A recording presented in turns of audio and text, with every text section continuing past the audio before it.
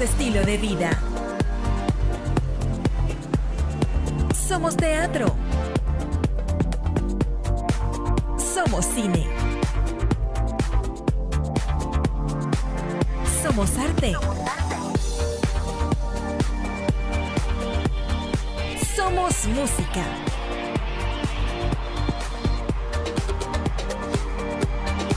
Somos TNO Radio, la primera radio online de Venezuela.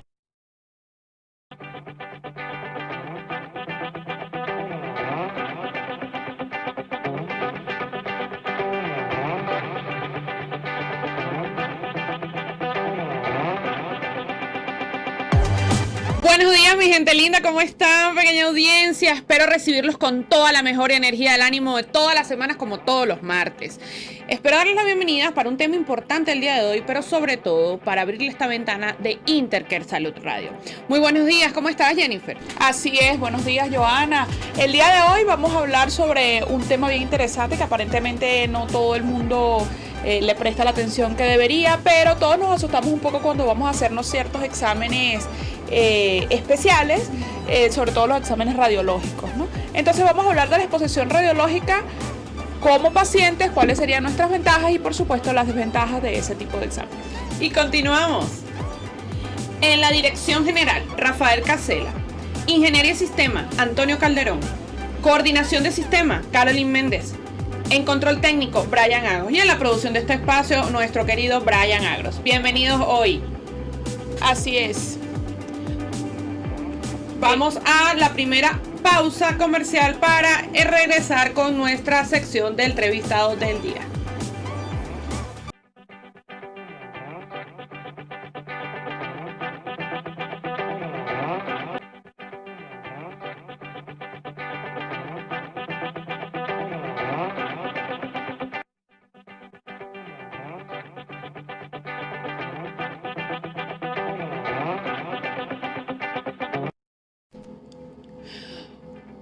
Iniciando nuestra sesión del entrevistado del día, quiero presentarles a Magíster en Física Médica, director de CEROFA, coordinador de docencia de la Federación de Radioprotección de América Latina y el Caribe.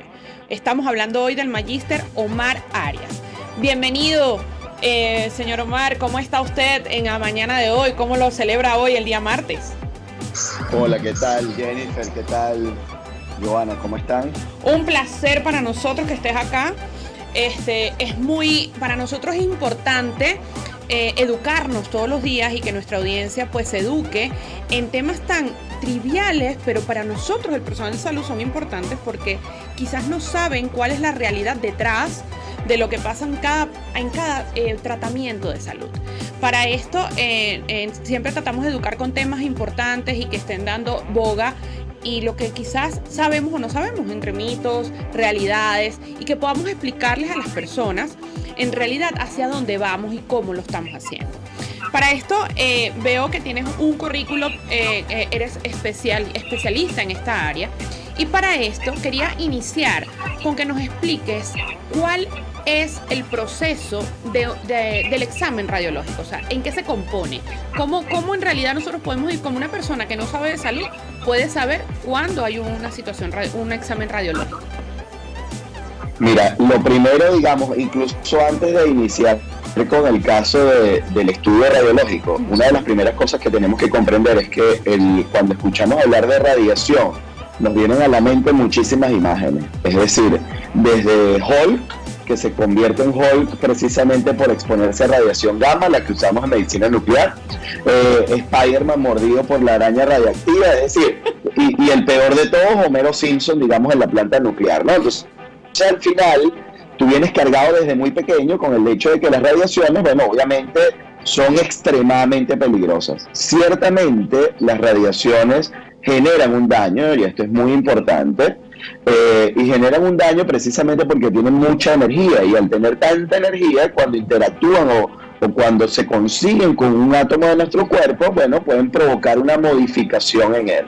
Las radiaciones vienen desde el espectro más bajo, que es justamente el que utilizamos, por ejemplo, en el caso de las ondas de radio, en la televisión o el Wi-Fi, el tema de las microondas, el infrarrojo, la luz visible, y luego del otro lado, digamos, de las más energéticas tenemos una parte del ultravioleta, los rayos X y los rayos gamma. Entonces, en el caso de imagenología, en los servicios de imagen, cuando ustedes se van a realizar una rayos X, una mamografía, una densitometría, una tomografía, estamos empleando este tipo de radiación que se conoce como radiación ionizante, porque puede producir iones. Es decir, imagínense un atomito que está bien equilibrado, tiene la misma cantidad de carga negativa que de positiva, pero cuando consigue esta radiación o estos rayos X chocan con él, le desprenden un electrón. Por lo tanto, ahora generamos un par iónico y eso puede empezar a generar daño. Entonces, en el caso de los servicios de imagenología, por supuesto, cualquier estudio que nos realicemos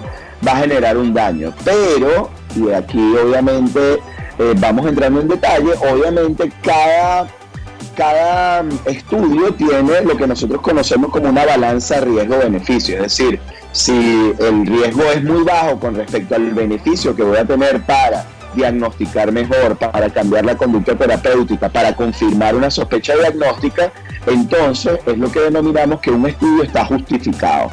Uno de los principales detalles es precisamente que nuestros médicos deben justificar los estudios.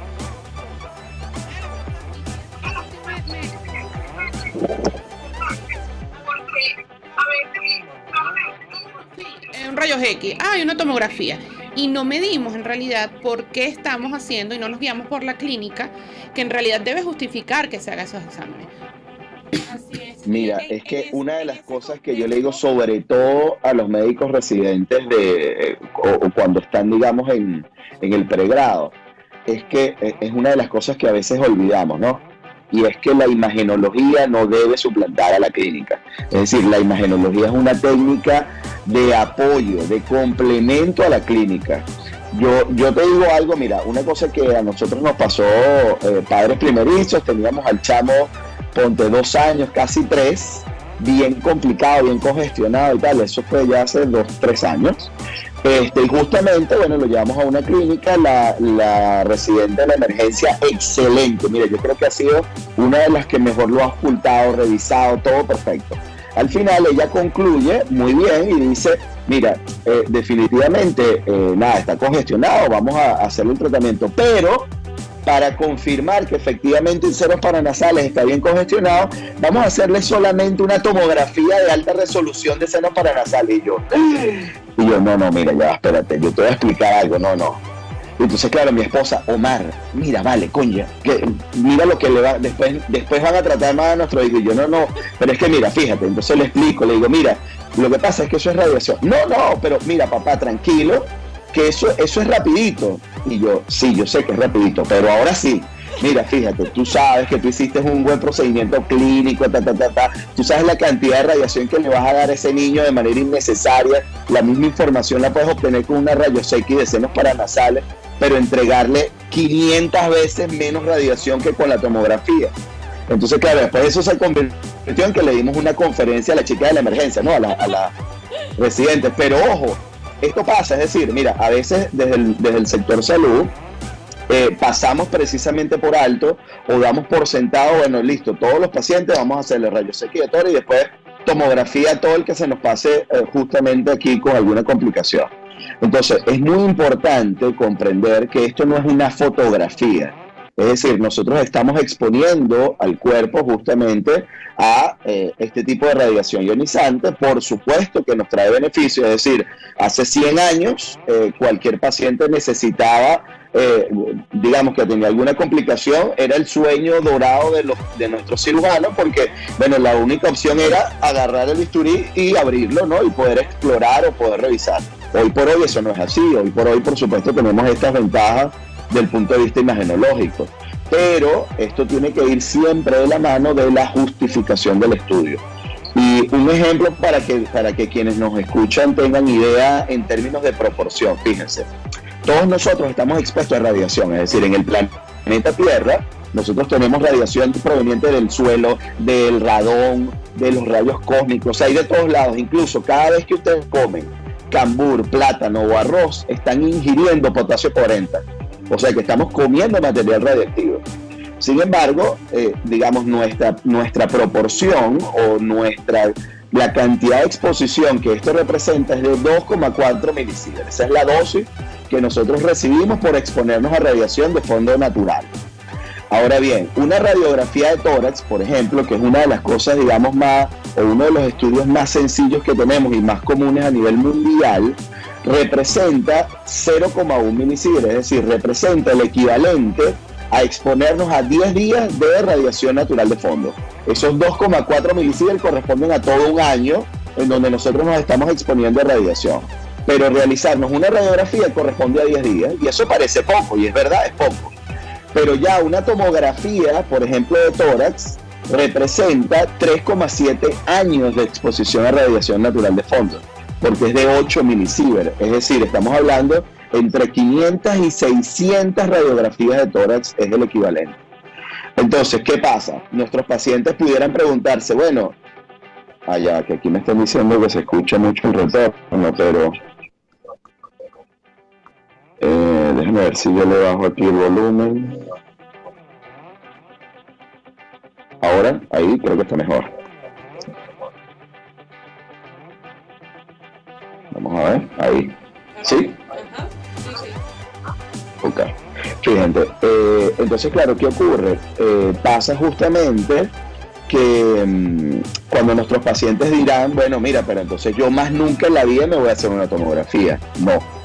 Y aquí tenemos que ser muy responsables. Aquí justamente pasa precisamente por el tema de la importancia de por qué justificamos el estudio y por qué a veces decimos, mira, me tuerzo un tobillo, y la gente tiende a creer que, bueno, nada, oye, yo quiero hacerme una radiografía de tobillo de pie. Pero ¿por qué? Si es que con eso no vamos a ver nada. Además, ya tú tienes una fractura, no puedes pisar. No, sí, pero tú sabes por si acaso. Y yo, no, lo que pasa es que no es por si acaso, es que te estamos exponiendo de manera innecesaria. Hay otros estudios, por ejemplo, una resonancia magnética, un ultrasonido, que no representan el uso de radiación ionizante. Entonces, por eso que ustedes van a ver cada vez con mayor ahínco, por supuesto, que la tendencia mundial es a reducir las exploraciones que no estén justificadas.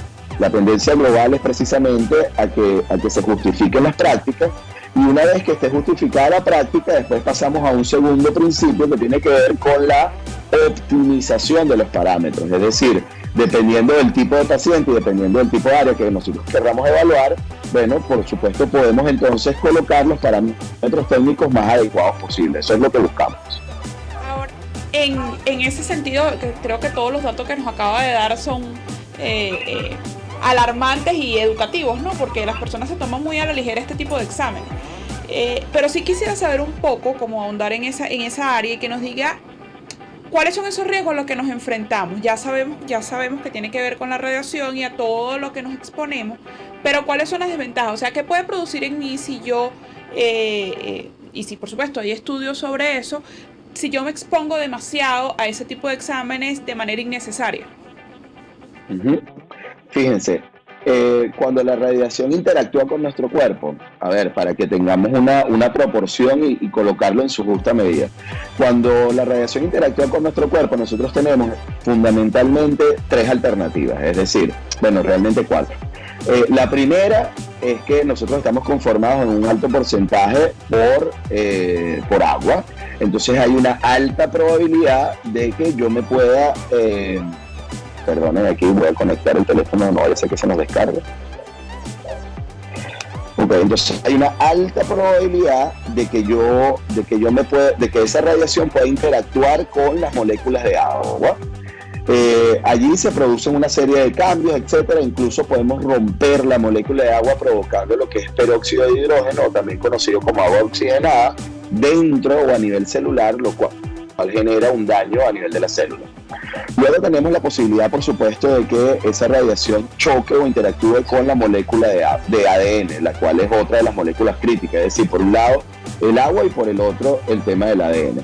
En el caso del ADN, bueno, si la cantidad de radiación es lo suficientemente pequeña, nuestros mecanismos de reparación, esas enzimas que se encargan de manera natural de corregir errores, bueno, lo corregirán y no pasará nada, es decir, tendrá una pequeña mutación, pero es corregida en el momento de la replicación y la célula sigue normal. Luego tenemos una segunda posibilidad, que es la que más nos preocupa con nuestros pacientes, y es lo que conocemos como efectos determinísticos o lesiones tisulares nocivas. Ese nombre lo que significa es que tenemos un umbral de dosis, es decir, una dosis particular, a partir de la cual sabemos que vamos a provocar un determinado efecto. Y que en la medida en la cual aumentamos la cantidad de radiación, aumentamos también la gravedad del daño. Por ejemplo, empezamos primero con un enrojecimiento de la piel, luego pasamos con una quemadura, luego podemos pasar a través de la depilación temporal, la depilación permanente, una descamación seca, la descamación húmeda y como final, la necrosis.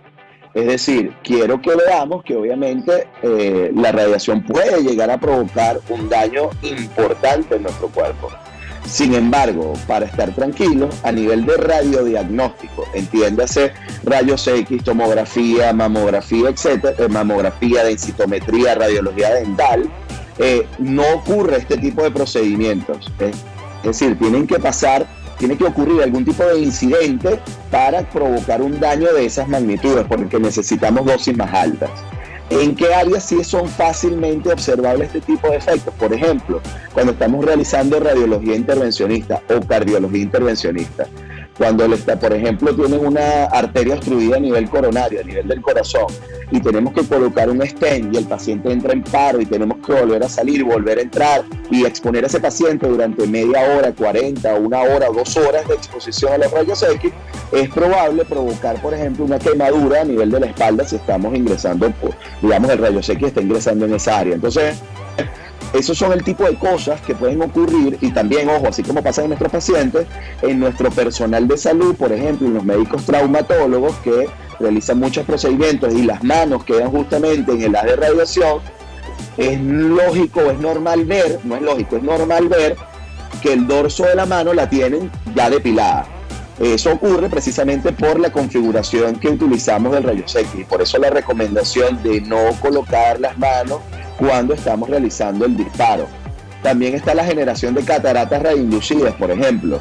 Eso quedó demostrado desde el año 2009 y ha permitido que a partir del año 2012 se redujeran las dosis a nivel de cristalino, porque estábamos provocando cataratas radioinducidas no solamente en los cardiólogos y radiólogos intervencionistas, sino también en las enfermeras y en los técnicos. En el caso de enfermeras y técnicos era casi el doble de la población control, y en el caso de los cardiólogos y radiólogos intervencionistas era de 4 veces el porcentaje de la población control. Entonces, bueno, esos son los que conocemos como esos efectos deterministas. Y por último, digamos, la última de las alternativas obedece precisamente a, por una parte, justificar los estudios y por la otra, a nosotros, los trabajadores ocupacionalmente expuestos, tratar también de disminuir la dosis de radiación que nosotros recibimos.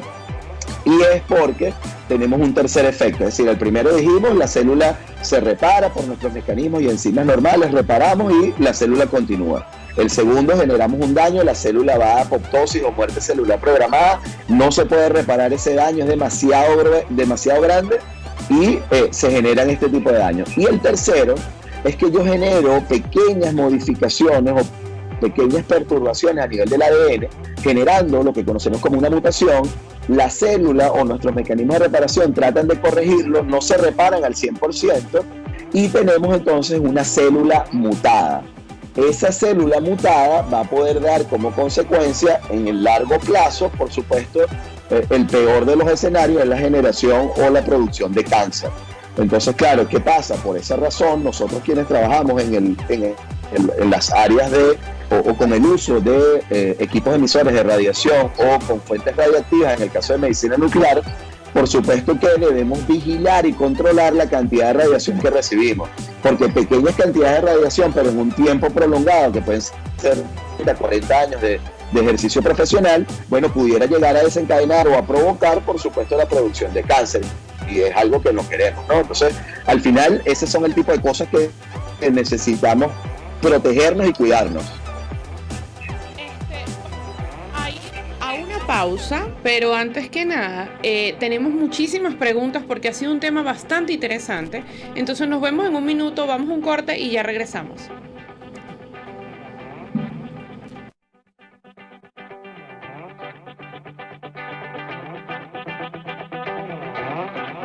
juventud. Somos gastronomía. Somos economía. Somos turismo. Somos tecnología. Somos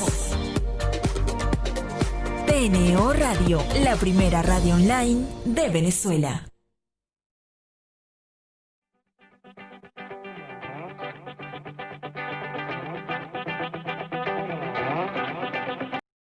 Y volvemos con Intercare Salud Radio todos los martes, siempre acompañándonos por TNO Radio. Porque siempre estamos ahí pendiente de ustedes. Y seguimos aquí con el especialista en radiología que nos está dando una clase magistral sobre, bueno, todas esas dudas que podamos tener sobre los exámenes radiológicos. Y nos quedamos en la última parte hablando, por supuesto, de las desventajas y de todo a lo que están expuestos el personal de salud en los que están expuestos en estos trabajos y en este tipo de exámenes, ¿no? Más allá de los pacientes, que por supuesto siempre la exposición es mucho menor. Entonces, para realizar una compilación rápida sobre este tema, cualquier persona externa distinta al personal de salud, ¿cuándo sé yo que un examen radiológico es realmente necesario para mí y no es una sobreexposición innecesaria? Bueno, normalmente tiene que cumplirse uno de estos tres objetivos. Ya, permítanme bajarle acá el volumen para que no tengan el feedback allí. A ver, ahí. Fíjense qué ocurre. En el caso de cualquier estudio diagnóstico, para saber si de verdad es viable o no, o está justificado o no, tiene que cumplir uno, o que realice la confirmación de la sospecha diagnóstica, es decir, revisé a partir de la clínica me arroja algunas posibilidades, o hay una posibilidad que tengo mayor probabilidad de que sea por encima del resto, y necesito confirmar que esa sospecha diagnóstica es la adecuada para poder brindar el mejor tratamiento. Si eso se cumple, entonces tenemos que realizar el estudio. La segunda, para precisamente verificar cómo es el comportamiento ante una conducta terapéutica, es decir, yo administré un grupo de fármacos o realicé un determinado procedimiento y necesito ahora evaluar si esto dio resultado. Listo, de esa manera está justificado realizar el estudio. Y la tercera, que también tiene que ver mucho con la primera, es precisamente como un mecanismo de descarte de otras alternativas o posibilidades diagnósticas. Es decir, aquí, sí, una de las recomendaciones internacionales es justamente comenzar con estudios que no representen exposición a radiación ionizante. Es decir, si tengo algún tipo de sospecha, quiero descartar algún tipo de patología, comienzo con el uso de ultrasonido, si es viable. Si no puedo utilizar ultrasonido, paso a resonancia magnética, y si ninguna de estas es posible porque el tipo de patología no la voy a poder ver con estos estudios, entonces allí sí paso a través de rayos X, tomografía, medicina nuclear, etc. Entonces tenemos que cubrir esas fases, y una vez que están cubiertas, entonces yo puedo realizar el estudio. A manera personal, como pacientes, es muy importante que la justificación del estudio no pasa por mí.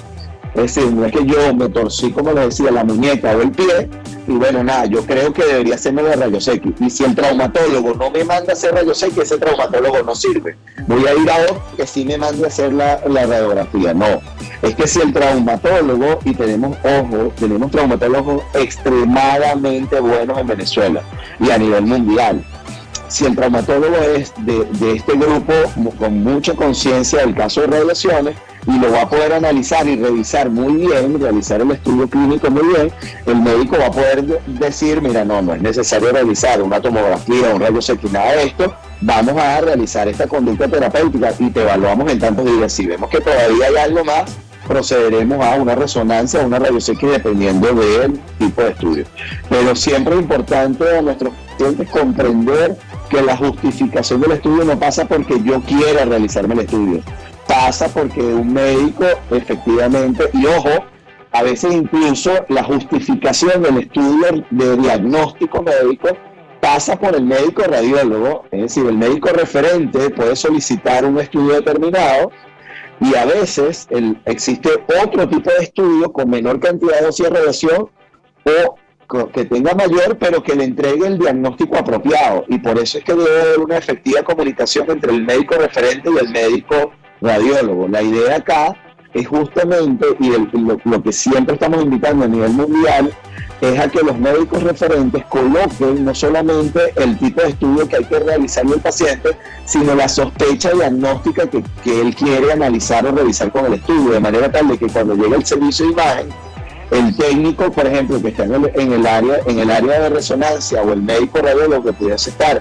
asociado a esta área, pueda ver y decir, no, mira, no te vamos a hacer, no sé, un estudio ponderado en T1, sino que lo vamos a hacer en T2, porque ahí es donde vamos a poder ver lo que el médico requiere. Entonces, es muy importante comprender que, como toda especialidad médica, bueno, evidentemente aquí tenemos a profesionales cada vez más especializados o súper especializados, por lo cual tiene que haber esa comunicación fluida entre el médico referente y el médico ejecutor en este caso. Unas preguntas para que me causa mucha curiosidad es, veo que es un amplio, o sea, de esto podemos sacar no un programa, podemos sacar 1000 programas, porque de verdad es un tema que nos hace mucho eco y en realidad es bueno educar a las personas para que también sepan hasta dónde llega su deber y su derecho como paciente, y decir, epa, ¿qué está pasando aquí? ¿Cuándo? ¿Por qué puedo preguntar o qué puedo hacer? Ahora, una de las cosas que pasa mucho es el informe radiológico. Normalmente cuando te dan el resultado, una vez que te hicieron el examen, el médico radiólogo te emite un informe y normalmente ese informe lo pide el especialista o el que te lo indicó para ver los resultados. Me he dado cuenta que hay discrepancias. Perdió el audio. Ajá, ahora sí, ¿me oyes? Ajá, se fue un poco. Ajá, ahora sí me oyes. Ajá. Volvemos. Bueno, la pregunta es, normalmente hay discrepancias en un diagnóstico. Perdóname. No te preocupes. Ese informe, perdón, pero es que te perdí el audio completo. ¿Cómo no te preocupes? En Instagram te perdimos. No te preocupes. Una de las cosas es que el informe resultado que lo entrega el médico radiólogo y el informe, una vez que el médico especialista que indicó el examen lo lee, a veces hay discrepancias. Discrepancias en donde dicen, bueno, sí, ajá, él dice que hay una neumonía o hay una patología y yo digo que hay otra cosa porque yo encuentro algo.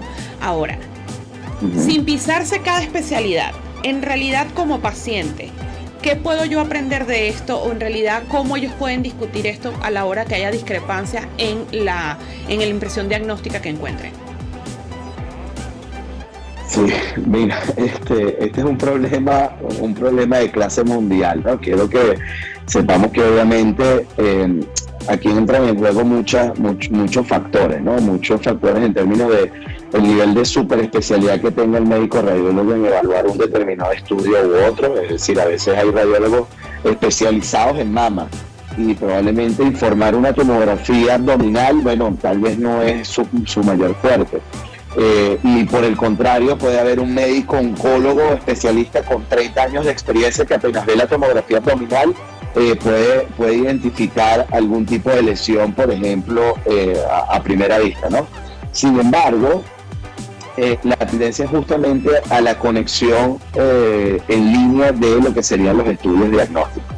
La tendencia a nivel de los hospitales, o lo que denominamos hospitales inteligentes, tanto en el sector público, ojo, como en las clínicas, en el sector privado, la tendencia es precisamente a disponer de las imágenes de manera virtual, en una cosa que denominamos PACS, en un software, en donde tú puedes almacenar las imágenes y los informes, y de esa manera discutirlo con el médico. Es decir, yo, médico referente, veo el estudio, analizo el informe médico y si tengo algún tipo de comentario, estoy en desacuerdo o muy de acuerdo con el médico, yo me puedo poner en contacto directamente con él y abordar el tema para que con el paciente o frente al paciente yo pueda realizar o entregar un diagnóstico certero entre ambos. Por otro lado, la tendencia que hay ahorita y que precisamente este jueves, los vamos a invitar este jueves a las 3 de la tarde, tenemos un conversatorio latinoamericano justamente añadiendo o abordando el tema de la inteligencia artificial, porque precisamente la inteligencia artificial ha venido a meterse en el ámbito del radiodiagnóstico, en el ámbito del diagnóstico médico, precisamente para ayudar y apoyar a nuestro equipo de médicos radiólogos. Es decir, cada vez más se está utilizando la inteligencia artificial para procesar los estudios, ayudar en el procesamiento, en el análisis, segmentarlo o digamos diferenciar lo que pudiese ser una lesión benigna de una lesión maligna. Y esto está en pleno auge, es decir, los mismos algoritmos que nosotros utilizamos en Google, lo que utiliza Google, por ejemplo, para conocer nuestra tendencia. Es decir, vamos a suponer que, no sé, que yo soy repostero y que yo busco muchas tortas en Google. Bueno, la próxima vez que yo vaya a empezar a escribir PON, automáticamente Google me va a completar la frase de búsqueda como PON cake. Bueno, porque va a decir, bueno, nada, listo. Esta persona siempre busca torta y si empieza a escribir PON, bueno. Pero si por el contrario yo estoy investigando, no sé, radiación, bueno, aparecerá, no sé, ponerte protector de tiroides. Entonces, ese tipo de algoritmos que ayudan a identificar antes siquiera de lo que nosotros estamos colocando son los que también estamos utilizando y ya se están utilizando a escala global para el diagnóstico. Precisamente la RCA, digamos que es el Colegio Americano de Radiología, está trabajando en el diagnóstico de COVID o el análisis de tomografías de tórax para diagnóstico de COVID. Y es un software que está en línea de manera gratuita a nivel mundial y que, bueno, se está nutriendo de toda la información o de la base de datos que la gente está vaciando en él.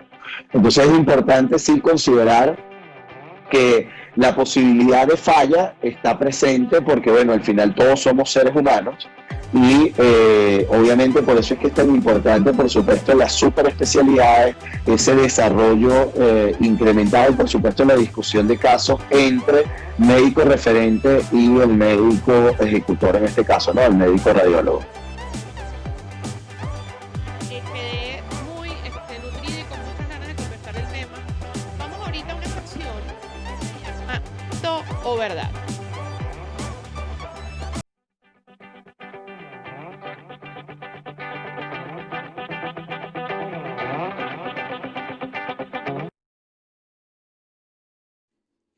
Y en esta sección, el día de hoy, en Mito o Verdad, estamos con un especialista en radiología, quien le vamos a explicar un poco de qué va esta dinámica. Nosotros elegimos creencias comúnmente conocidas en la sociedad y usted debe determinar si son mito o son verdad y explicarnos un poco por qué, ¿ok? Sacarnos un poco de esas dudas sociales, ¿ok? Entonces, el mito de esta semana es: la radiación se acumula en mi cuerpo después de cada examen de rayos X. ¿Mito o verdad? Muy bien. Mira, la gente ha dicho en la mayoría de los casos que la dosis es acumulativa. Realmente lo que se acumula es el daño, pero no es que la radiación queda dando golpes en nuestro cuerpo. Es decir, la radiación llegó, provocó un daño en la célula y ese daño, si la célula es viable y continúa, por supuesto que entonces va a pasar ese daño a la próxima generación. Entonces, es un mito, es decir, la radiación no queda allí acumulada dando golpes, lo que sí queda acumulado es el daño que puede propagarse a otras células. Con esta intervención, este fabuloso programa. Los micrófonos están para ti, Omar, para que te despida de nuestra audiencia y, bueno, abierta la invitación para otro programa. Los micrófonos son tuyos. Gracias, bueno, y gracias a todos ustedes, por favor, a cuidarse muchísimo con todo el tema del COVID. Yo creo que es importante en cualquier escenario, por supuesto, hacer el llamado de atención al tema de la prevención, del distanciamiento social, el uso de la mascarilla y el lavado constante de manos. Son las herramientas que tenemos para protegernos. Y por supuesto, bueno, siempre a la orden, nos pueden allí ubicar como @seroscar, donde estamos en todas las redes sociales y un poco dando este tipo de información a escala, tanto para pacientes como profesionales de la salud. Muchísimas gracias a ustedes por la oportunidad, y creo que tenemos que hacer un nuevo programa ahorita en este nuevo mes de octubre, Sí. mes de la lucha contra el cáncer de mama. Es así, tienes la invitación abierta, porque vamos a hacer un programa muy interesante. Hablamos un ratito y bueno, para ustedes, muchachos, muchísimas gracias por estar con nosotros. Gracias por nuevamente conectarte otro martes. Gracias a Miami, España, Caracas, Miranda, Colombia, que siempre se conectan con nosotros. Argentina, que hay 9 personas conectándose. Estamos muy agradecidos por estar con nosotros en ese otro lado de la pantalla para darles la mejor información y que ustedes se conecten y sientan que aprenden con nosotros todos los días. Muchísimas gracias, su servidora Joana García. Y aquí, por supuesto, Jennifer García, con todo el cariño de siempre, cada martes, este último martes de septiembre, preparándonos para el mes de octubre. Y bueno, nos despedimos en la dirección general con Rafael Casela, Ingeniería y Sistemas Antonio Calderón, Coordinación de Sistemas Carolyn Méndez, Control Técnico Brian Arros y en la producción Brian Arros. Así que nos vamos. Bye bye, los quiero mucho.